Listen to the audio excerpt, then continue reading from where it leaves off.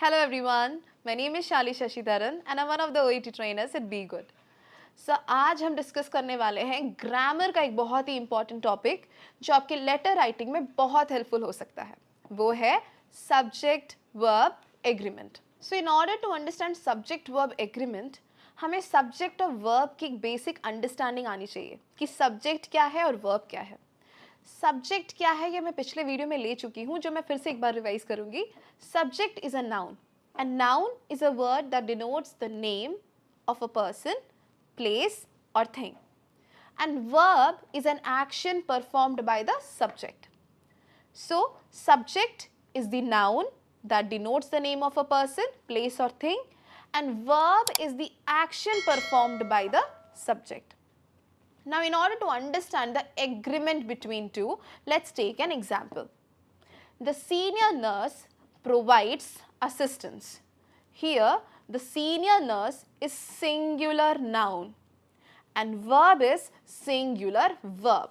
ये कैसे समझ में आया हमें कि verb singular है?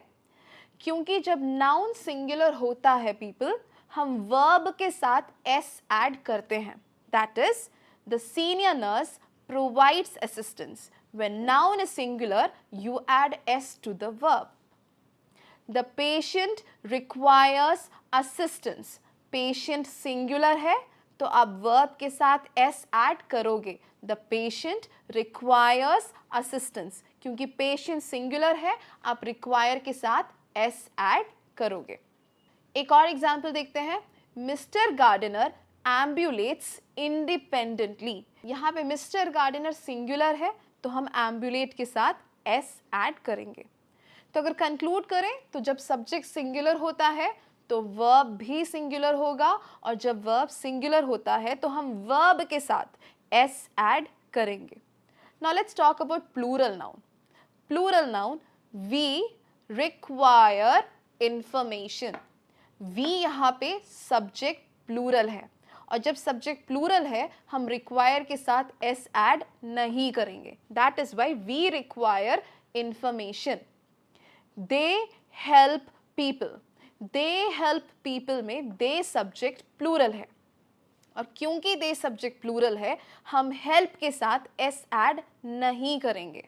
सो जब सब्जेक्ट सिंगुलर होता है वर्ब भी सिंगुलर होता है, और जब वर्ब सिंगुलर होता है आप वर्ब के साथ एस ऐड करोगे.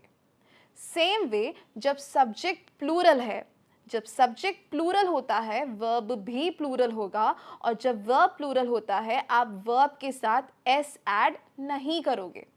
और एक्सेप्शंस है I and you. With I and you आप हमेशा plural form of the verb ही यूज करोगे. I write this letter to refer. यहाँ पे आई के साथ आप plural form of the verb use करोगे.